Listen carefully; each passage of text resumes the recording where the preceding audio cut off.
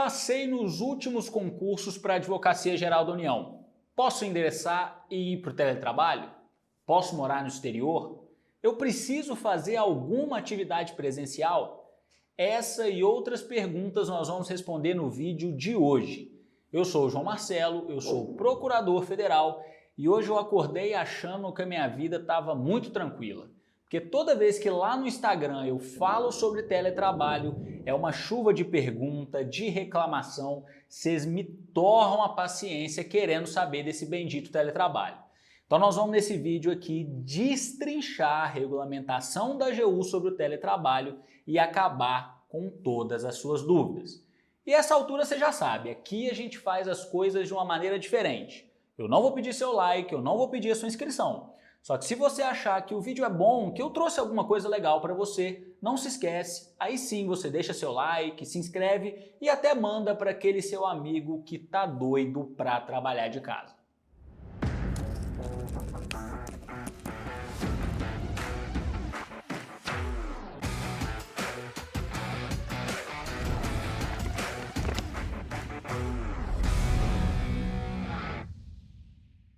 Antes da gente analisar todos os detalhes do teletrabalho na AGU, eu preciso te fazer um aviso. Eu não estou aqui para falar se o teletrabalho é bom ou ruim, se deve ser de um jeito ou do outro. A análise aqui vai ser objetiva. A gente vai analisar o que tem. E o que tem é a Portaria Normativa 125 de 30 de janeiro de 2024. Se você quer saber como é o teletrabalho na AGU, você recorre a essa portaria e ponto. Não é o meu papel aqui ficar pensando qual que é a intenção das pessoas que redigiram, se é, se não é, se está certo, se está errado. Análise objetiva e para tirar todas as suas dúvidas. E aí a gente já pode começar. Primeira coisa que eu preciso chamar a atenção para vocês é que a Portaria Normativa 125 de janeiro de 2024, ela regulamenta o teletrabalho para os membros de advogado da União e procurador federal. Vocês sabem que tem mais uma carreira da AGU aí que ficou de fora, que é a Procuradoria da Fazenda Nacional. Mas é porque ela tem uma vinculação administrativa ao Ministério da Fazenda. Está lá no artigo 12 da Lei Complementar 73, que você estudou ou deveria ter estudado para fazer os concursos da AGU. Então já deixo bem claro isso. Essa portaria não se aplica aos membros da PFN e muito menos para você que passou na prova da Procuradoria da Fazenda Nacional e está esperando a nomeação. Logo no artigo 1º, eles tiveram a preocupação de estabelecer os objetivos do teletrabalho. Isso aqui é muito importante para vocês entenderem por que algumas limitações, algumas previsões foram estabelecidas. O objetivo do teletrabalho é ampliar a efetividade dos resultados individuais, valorizar as pessoas, promover qualidade de vida e o senso de pertencimento. O objetivo do teletrabalho não é única e exclusivamente estabelecer e atender interesses individuais dos membros. Eu sei que existem pessoas que estão doidas para ficar no teletrabalho e com motivos muito justos. Vocês têm família, filhos e só a perspectiva de morar longe é muito assustadora e muito difícil. Só que veja bem, esses interesses individuais que são legítimos têm que ser compatibilizados com a efetividade dos resultados da Procuradoria e também com o senso de pertencimento. Senso de pertencimento, para mim, é aquele sentimento que você tem de fazer parte da instituição. E para mim ele foi colocado ali como um contraponto ao teletrabalho. Porque imagina uma situação muito absurda e extrema. Todo mundo está em teletrabalho, ninguém vai no prédio da AGU, a instituição fica às moscas. O trabalho está sendo bem prestado, não tem prejuízo para a eficiência. Não houve qualquer perda de eficiência no serviço prestado para a AGU. Só que você não tem mais aquela sensação de órgão, você não convive com seu colega do lado. Então, o senso de pertencimento está aqui para isso. E, de novo, eu não estou aqui para falar se isso está certo ou se está errado. Eu estou aqui para apresentar para você qual é o intuito da portaria específica que foi estabelecida. Então vocês vão ver que muitas das previsões que estão aqui são previstas para poder preservar o senso de pertencimento e também dar uma equalizada com o princípio da efetividade institucional. E quando eu leio essa portaria, eu prefiro pular do artigo 1º lá para o artigo 3º, que novamente ele não fala que o teletrabalho vai ser estabelecido a critério do interesse individual do membro, mas a critérios de conveniência e oportunidade e expressamente não gera direito adquirido. Vocês têm que entender que o teletrabalho é uma situação excepcional e não gera direito adquirido. É lógico que existem situações específicas que vai ser muito mais difícil retirar o membro do teletrabalho e nós vamos chegar lá. Só que não venham aqui, não entrem na AGU pensando que é um direito adquirido, que as pessoas devem te dar o teletrabalho, porque não é essa a previsão que existe, pelo menos até hoje. E aí a portaria passa a fazer algumas definições ali no artigo 2º, que são mais relevantes ali para definir os percentuais em cada órgão. Só que o mais importante dessas definições é vocês entenderem a diferença entre teletrabalho e equipe desterritorializada. As definições estão aqui, mas quando você pensa em uma equipe desterritorializada, é uma equipe de membros que eles são membros de diferentes unidades e trabalham em órgãos específicos, e esses órgãos são designados normalmente pelo tema. Posso citar um exemplo para vocês. A equipe de cobrança da 1ª região, da 2ª região, são membros de diferentes unidades que estão unidos por trabalharem com cobrança, e olhe que dentro de cobrança tem diversas subdivisões, mas que não necessariamente estão vinculados à mesma equipe territorial.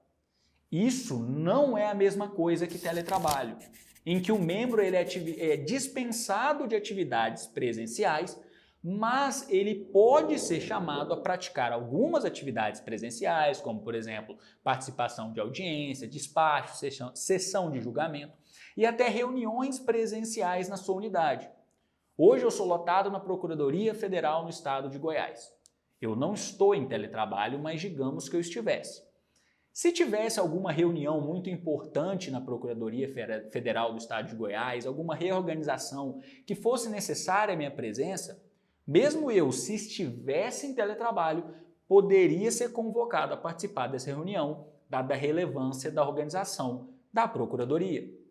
É lógico que existem prazos mínimos de convocação, existe toda uma regulamentação para isso, mas saibam diferenciar, ou pelo menos saibam que tem a diferença entre equipe desterritorializada e o membro em teletrabalho. E mais importante, teletrabalho não é dispensa absoluta de qualquer atividade presencial. O membro em teletrabalho pode sim ser convocado para atividades presenciais, como por exemplo, a participação em uma audiência. Aí a portaria começa a definir temas que são muito importantes para a organização administrativa, como lotação mínima, lotação final e lotação territorial mínima, que são muito relevantes para estabelecer o quanto é necessário em determinada unidade para poder haver o atendimento ao interesse público. Imagina a Procuradoria Federal no estado de Goiás, que toma conta de processos no estado inteiro. Aqui a lotação mínima são quantos procuradores? 50, 60, 70? Hoje está em torno de 70 procuradores, a lotação mínima ideal, ou melhor dizendo, de 50 procuradores. Imagine uma situação excepcional em que a lotação dos procuradores chega a 10. Caos na procuradoria. Se a gente precisa de no mínimo 50 para dar conta das ações que estão em todo o estado, imagina uma procuradoria funcionando com 10.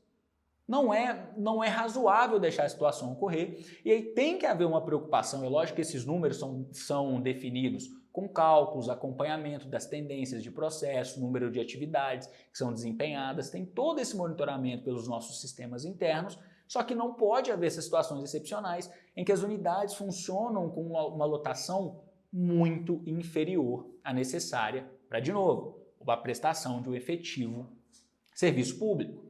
E é lógico que quando a gente passa a ter membros em teletrabalho, equipes desterritorializadas, é interessante e importante, até lembrando, pensando naquele senso de pertencimento que a gente viu lá no início da portaria, Ter situações em que a lotação territorial e a lotação final vai ser também estabelecida de acordo com pessoas que estão em teletrabalho e que podem frequentar aquela unidade. Imagina um colega meu que está lotado em Brasília, mas está em teletrabalho. E por algum motivo ele está aqui em Goiânia, tem família aqui, está residindo aqui um tempo. Você vai ver que esses conceitos aqui são muito importantes para a gente definir a participação dele. Ele pode ir presencialmente na Procuradoria Federal do Estado de Goiás? Pode frequentar a unidade? Esses temas são muito importantes. É lógico que tem um temazinho aqui que vocês vão ver quando a gente chegar no artigo 5º da portaria, que trouxe muita discussão interna na carreira, que é esse aqui, ó, com a presença mensal mínima, né? Ou melhor dizendo, a definição mensal de presença física. Mas isso não é uma preocupação para vocês agora. Deixa para ter essa preocupação para brigar ou para concordar quando vocês estiverem dentro da carreira. E é lógico que o teletrabalho ele vai ser estabelecido com um procedimento. Quem são as pessoas que vão fazer o teletrabalho, que vão ingressar no regime de teletrabalho? Existe alguma ordem de preferência? Tem que ter alguma inscrição? Existe rodízio? E é para isso que vem a portaria no seu artigo 4º. E o mais importante que vocês têm que ver aqui é que ela traz limites máximos. Se a gente está falando de uma unidade de consultoria e assessoramento jurídico, vulgarmente conhecida como as procuradorias com atribuição administrativa, que não mexem, que não lidam necessariamente ou mais comumente com processos judiciais, 20% dos membros podem estar em teletrabalho naquela unidade. Se a gente está falando de uma unidade com atribuição judicial, que é o caso da Procuradoria Federal no Estado de Goiás, ela lida com processos judiciais. Aqui o limite é, no máximo, 40% dos procuradores. Se a gente tivesse 100 procuradores, no máximo 40 procuradores da PFGO poderiam estar em teletrabalho. E aqui eu sei que vocês já vão reclamar a primeira vez, com razão ou não, isso cada um define, eu não vou entrar nisso de novo. Mas se a gente analisa a portaria normativa GEU número 3 de 2021, eu até trouxe ela aqui para vocês, antes o percentual máximo era de 50%, metade dos membros podia estar em teletrabalho.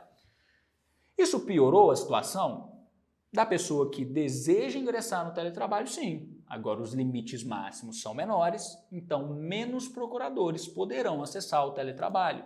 De novo, os motivos dessa mudança, e se a gente for bem justo também, é um percentual pequeno, né? A maioria de vocês vão ingressar em unidades com atribuição judicial. Muito provavelmente vocês não vão ingressar em unidades de consultoria e assessoramento jurídico. A mudança foi de 10%. É uma mudança pequena, mas sim, isso acaba enrijecendo, tornando mais difícil o acesso ao teletrabalho. Só que existem situações que a portaria se preocupou em tirar desse cálculo. São pessoas que podem estar em teletrabalho, mas não serão computados nesse percentual. Imagine pessoas com deficiência, pessoas com filho ou enteado menor sob guarda, e esse filho ou enteado menor sob guarda tem deficiência. Pessoas com filho ou enteado aí não precisa ter deficiência, mas até 2 anos. E mulheres vítimas de violência doméstica. Claro que esses aqui são os pontos que eu achei que seriam mais importantes de destacar, mas existem outras. Autorizações excepcionais para o exterior, olha só. Se um membro da sua unidade ele é autorizado a fazer teletrabalho para morar no exterior, ele não entra nesse quantitativo máximo de 40% ou 20%. Aqui a gente nota uma preocupação clara da portaria em resguardar os membros que têm aquela situação excepcional. Pessoas com filho deficiente, com filho menor de idade, com filho menor de 2 anos, melhor dizendo, até o próprio membro com deficiência, uma forma de compensar as dificuldades que, por exemplo, talvez um membro com deficiência tenha para se deslocar até a unidade, ou para cuidar de um filho até 2 anos, ou para cuidar de um filho ou enteado de até 2 anos. Ou de até, que não é até 2 anos, mas que seja acometido com alguma deficiência.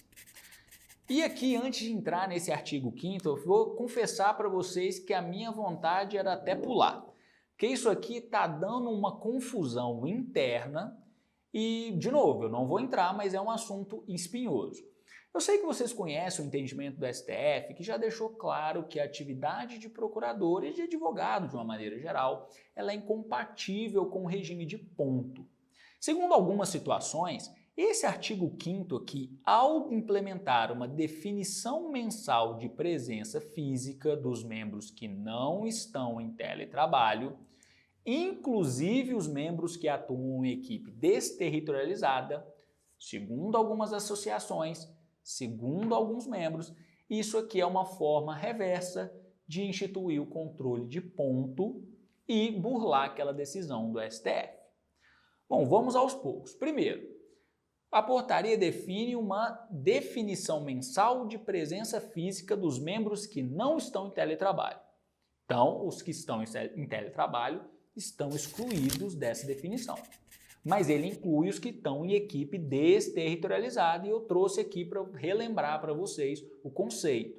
São aquelas equipes compostas por membros que não estão necessariamente vinculadas ao mesmo órgão, mas que trabalham em equipe que geralmente eles são reunidos por causa da matéria.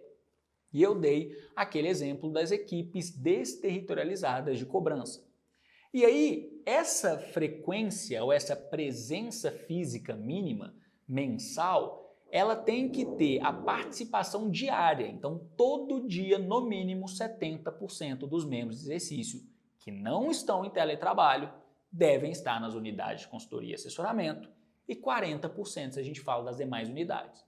Grosso modo, quando a gente tira as demais unidades, basicamente são as unidades que têm atribuição de lidar com processos judiciais, as procuradorias de contencioso judicial. De novo, a gente nota aqui que quem elaborou a portaria tem uma preocupação muito maior de estabelecer uma presença física maior nas unidades de consultoria e assessoramento. E se isso aqui define mesmo, acaba sendo uma burla decisão do STF sobre o controle de ponto, isso só o tempo e as discussões, no bom sentido da palavra, as conversas, a gente precisa amadurecer esse assunto internamente, só depois desse processo a gente vai conseguir chegar numa conclusão. Mas saibam que existe sim essa definição de presença física mínima. E esse dispositivo, para mim, é um dos que mais deixam claro aquele senso de pertencimento. Olha ele aí aparecendo de novo e que apareceu lá no artigo 1º dessa portaria. Porque a ideia, de novo, não vou aqui falar se é bom ou se é ruim, se eu concordo ou se eu não concordo, mas a ideia é trazer de volta, pelo menos aos poucos, pelo menos gradativamente, ou pelo menos um pouquinho dos membros de volta para o âmbito para a participação física mesmo na procuradoria, em vez de fazer aqueles limites maiores do teletrabalho. Você vê que com comparação com a portaria normativa número 3 de 2021, que era a anterior, que tratava do tema, ela tem um intuito muito maior de trazer os membros para o seio da procuradoria do que trazer regras mais liberais, digamos assim, mais flexíveis sobre o teletrabalho. E ela tem que ser formalizada, essa presença, essa definição mensal, até o dia 20 do mês antecedente. Aguardem cenas dos próximos capítulos para saber se isso aqui vai vingar na AGU ou se o pessoal vai conseguir derrubar, as pessoas e as associações que são frontalmente contra isso.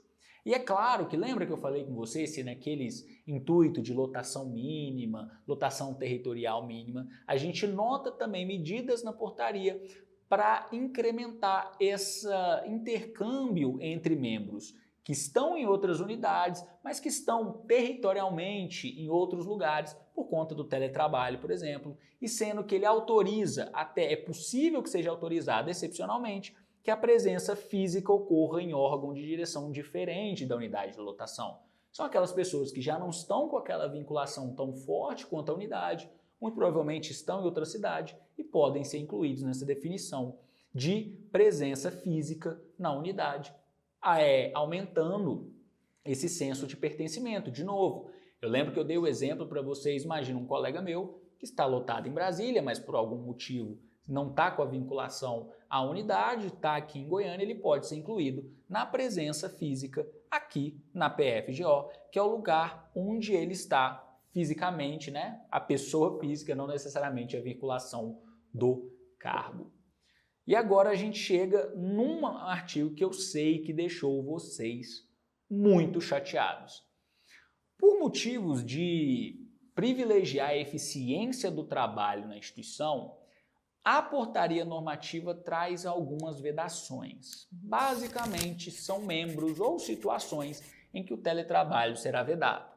Então, quem ocupa cargo ou função comissionada de nível 3 ou superior, não, eu não errei, eu estou pulando o primeiro, porque eu sei que é o que dá mais discussão, nós vamos chegar lá.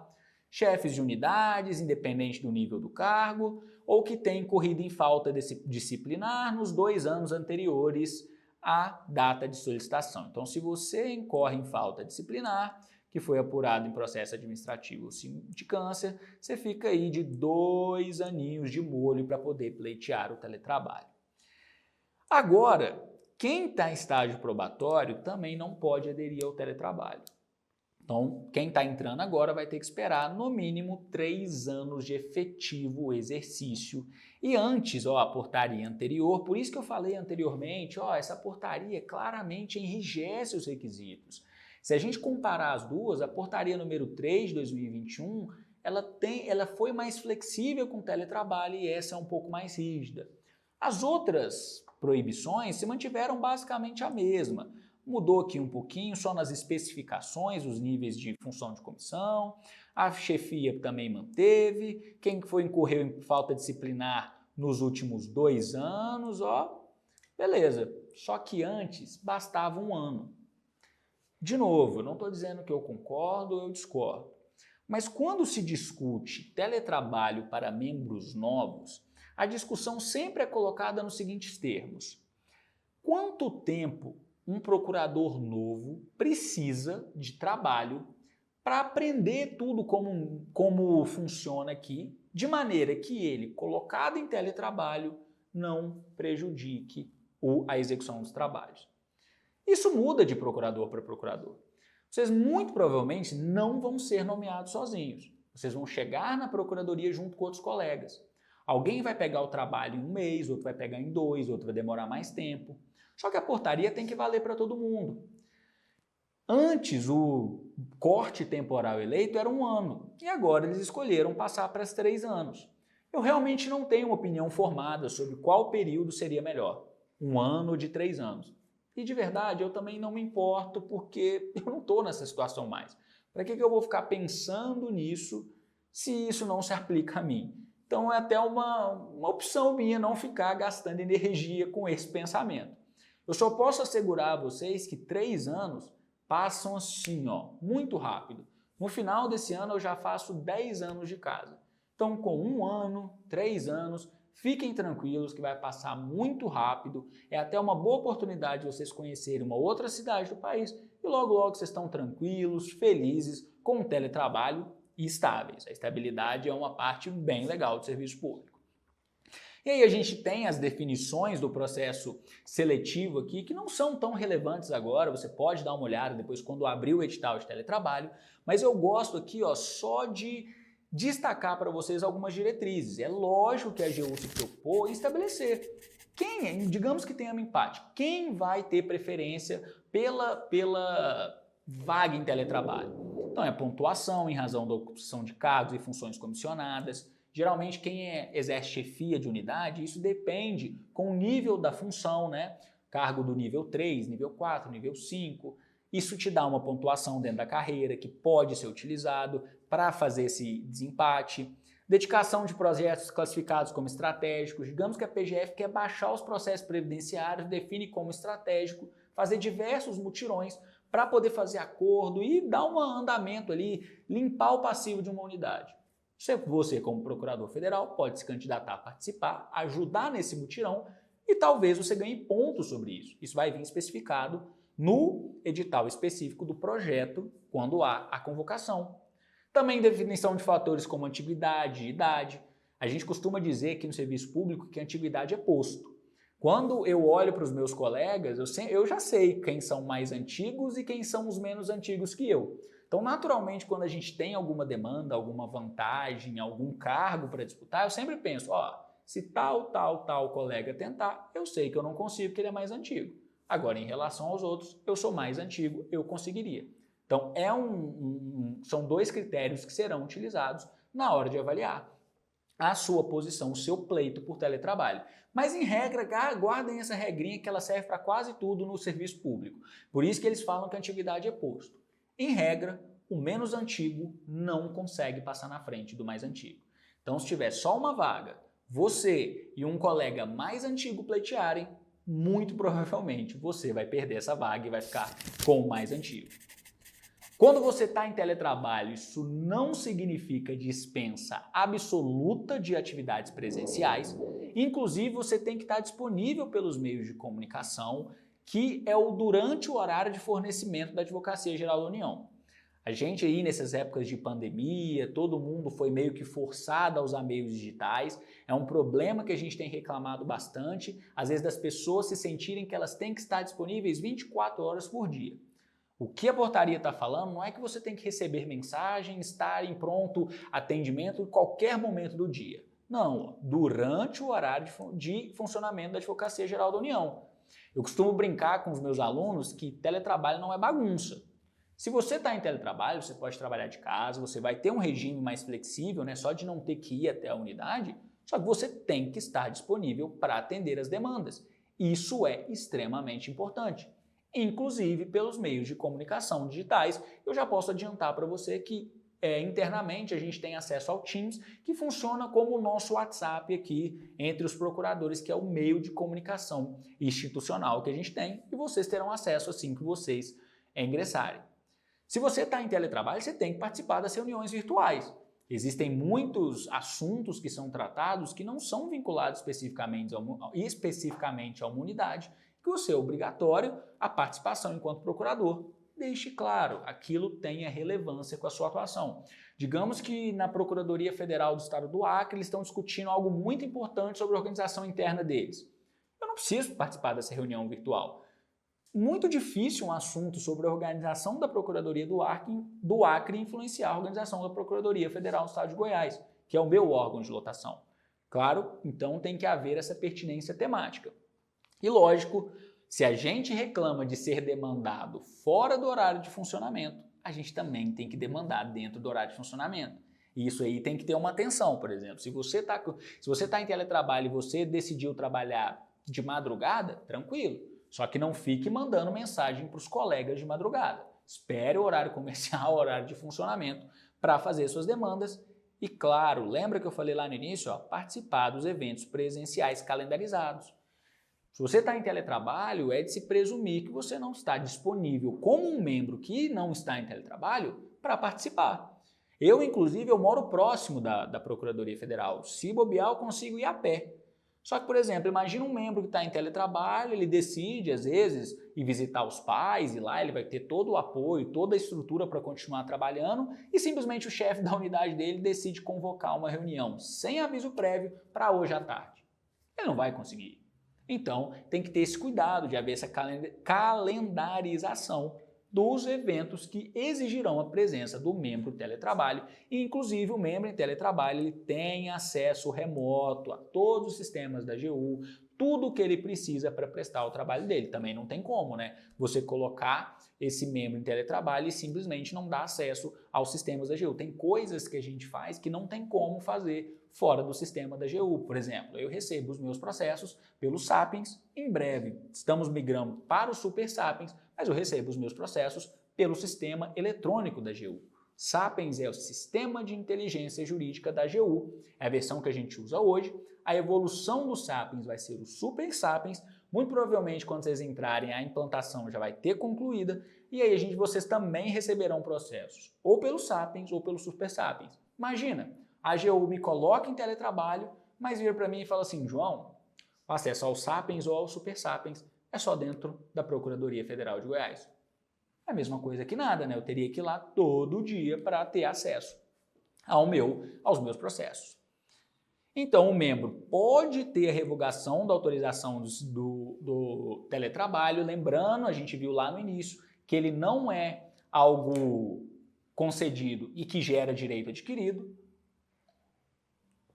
Inclusive, essa revogação pode ser de ofício, decisão motivada do dirigente do órgão, ou quando que acontece essa revogação de ofício? ou quando o membro fere algum dos seus deveres que a gente viu, ele descumpriu os seus deveres, então ele não vai continuar em teletrabalho, ou pelo fim do prazo de 2 anos. Lembra que o teletrabalho não gera direito adquirido? Então você entrou, você pode ficar por 2 anos. Quando tiver 2 anos vai ter um novo processo seletivo, não quer dizer que nesse meio tempo não tenham outros processos seletivos, podem acontecer.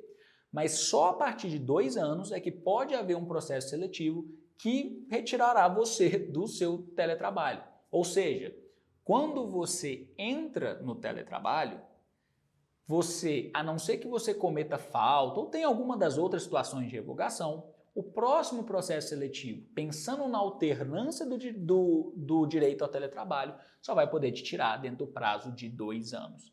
E é claro, quando você pede remoção também. Em breve eu já cansei de falar com vocês que antes de vocês entrarem na procuradoria, vai ter uma remoção interna, porque lembra? Antiguidade é posto. Eu sou mais antigo que todos vocês que serão nomeados. Então a gente vai ter uma remoção interna que basicamente é um processo onde a AGU ela vai chegar para todos os membros e falar assim: temos essas vagas para ofertar para os novos procuradores. Quem tem interesse nelas? Como nós somos mais antigos e a antiguidade é posto, primeiro a gente escolhe, as que não forem escolhidas por nós vão para vocês.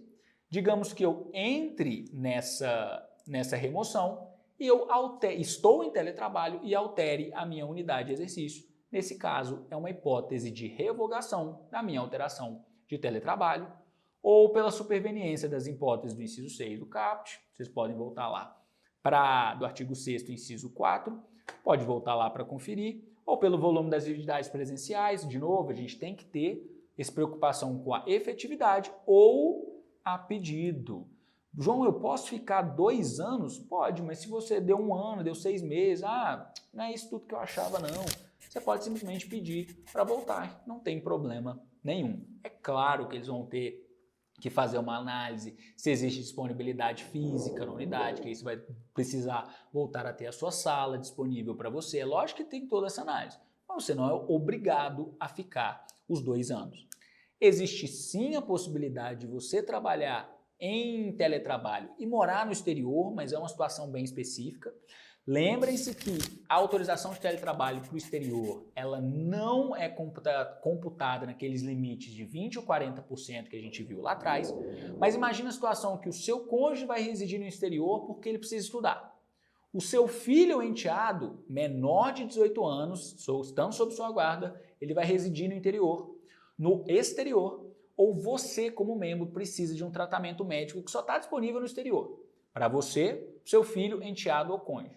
Nesses casos, você pode requerer a autorização para morar no exterior enquanto você faz teletrabalho ou até mesmo para cursar mestrado, doutorado ou pós-doutorado ou outras situações de interesse que aí são para situações excepcionais. A portaria não vai conseguir prever tudo, né? Então já deixa esse permissivo aqui do inciso 3. Para mim, esse artigo 11 foi um acerto absurdo da Procuradoria, da AGU, melhor dizendo, ao estabelecer a portaria, e já havia previsão semelhante na portaria anterior.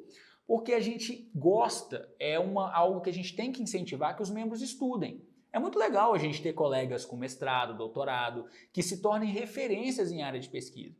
Só que cada vez que um colega pede afastamento para cursar doutorado, mestrado, são 2, 3, às vezes até 4 anos que aquela unidade fica desfalcada.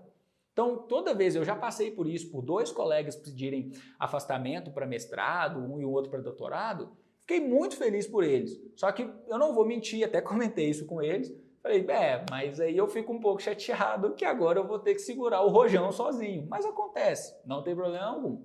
Agora, com isso, resolveu a situação. O membro continua podendo cursar mestrado ou doutorado. Se você tem interesse, você continua tendo com essa possibilidade, só que a unidade também não fica desfalcada. Você não vai tirar licença, você vai estar simplesmente em teletrabalho e, nesse caso, sendo para o exterior, como os cursos demoram mais tempo, a sua autorização será de até 4 anos, inclusive permitida a renovação. Sendo que, nessa hipótese, você não está dispensado de atividades síncronas. Mas, João, meu mestrado é no Japão, aqui são 12 horas de diferença. Você vai ter que se organizar, porque essas atividades síncronas não ocorrem todo dia, elas são extremamente raras. Por exemplo, é uma reunião específica que mesmo você estando em teletrabalho no Japão, você precisa participar. Então você se organiza, um dia você vai dormir pior, mas você participa dessas atividades assim que são necessárias, que são requeridas. Tudo claro, com bom senso, né, gente? Ninguém vai liberar um membro para morar em outro fuso horário e ficar exigindo que ele esteja participando de atividade de 8 às 18 todos os dias. Não é isso que a gente está falando. E os dirigentes dos órgãos e de direção e das unidades desenvolverão programas buscando a integração dos membros. E isso aqui não adianta você me falar que o WhatsApp é muito bom, que o Instagram é legal, que o Skype aproxima as pessoas. Não é esse o intuito desse artigo da portaria. É para promover a integração, claro, pensando em integração física. Isso não quer dizer que eles vão revogar teletrabalho à toa, que eles vão começar a encasquetar com a pessoa e criar motivo. A pessoa está lá tranquila no teletrabalho, não cometeu falta nenhuma, ele inventa uma falta para trazer. Não é isso.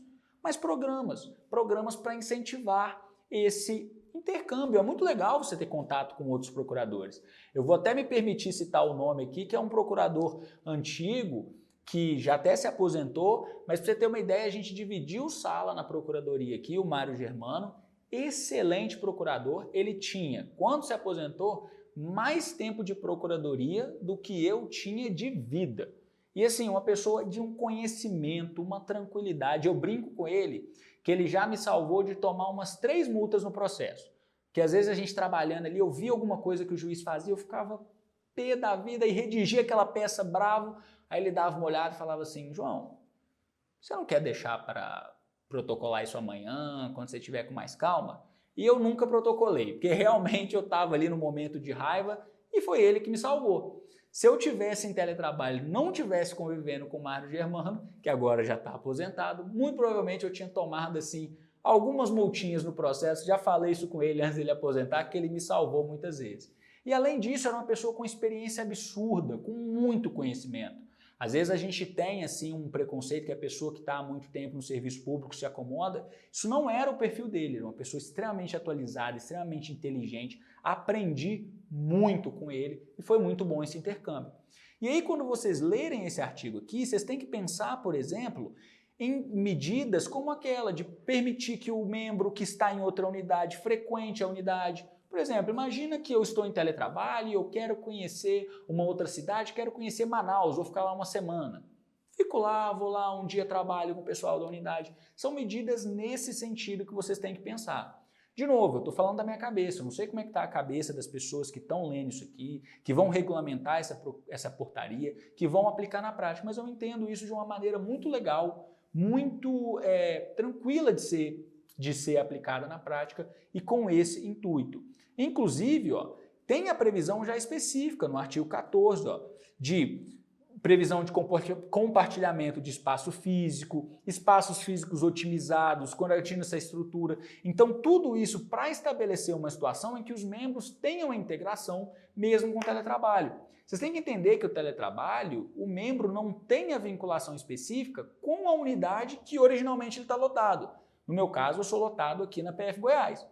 Se eles me colocam em teletrabalho, eu perco, ou pelo menos fico um pouco mais fina, assim, mais tênue, a minha relação com a PFGO. Mas eu tenho relação com a AGU. Talvez eu seria interessante, conhecendo o meu perfil, se eu tivesse em teletrabalho, muito provavelmente eu gostaria de conhecer uma outra unidade, trabalhar em uma outra unidade. Só que hoje eu não tenho o menor interesse em teletrabalho, estou aqui em Goiânia, estou tranquilo, mas se fosse o caso, eu me valeria aqui desse artigo 14. Inclusive, a destinação de espaços físicos compartilháveis, para ter essa interação, igual eu sempre falo, é bom a gente trocar essa ideia. Sempre que eu estou com dúvida, eu levanto, vou lá no colega do lado, ó, o que você acha desse caso aqui? E muitas vezes ele me dá uma solução que eu falei, não tinha pensado nisso. E às vezes são soluções melhores do que eu tinha pensado. Então, eu quero que vocês tenham a ideia de que a portaria de teletrabalho, por mais que às vezes a gente ache que foi feita para prejudicar alguém, para prejudicar outra pessoa, não foi. Existem pessoas que têm esse pensamento meio assim de querer prejudicar os outros, mas não vamos pensar que isso aconteceu aqui não, porque existem caminhos e previsões para ter um estabelecimento bem legal da Procuradoria, uma transformação da Procuradoria, pensando em processos eletrônicos, com as facilidades do teletrabalho.